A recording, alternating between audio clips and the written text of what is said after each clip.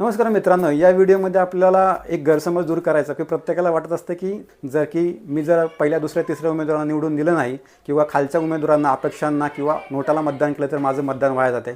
थांबा, हा तुमचा चुकीचा गैरसमज आहे. तुमचं मतदान अजिबात वाया जात नाही. कारण तुमचं मतदान जेव्हा एकदा EVMवरती किंवा बॅलेट पेपरवरती किंवा सिस्टममध्ये रजिस्टर झालं तर ते काउंट झालेलं आहे.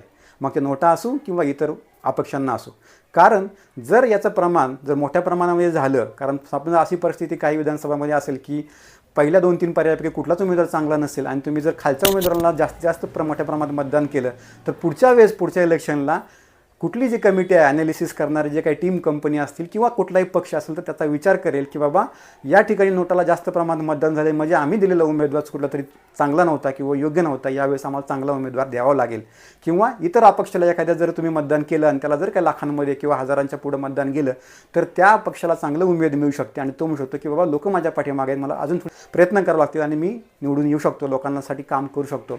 त्यामुळे हा नवीन ट्रेंड सेट करण्यासाठी राजकारणामध्ये एक चांगली स्पर्धा निर्माण करण्यासाठी म्हणून नक्कीच 3ऱ्या 4थ्या 5व्या पासून पुढच्या पर्यायांचा नक्की विचार करा. धन्यवाद.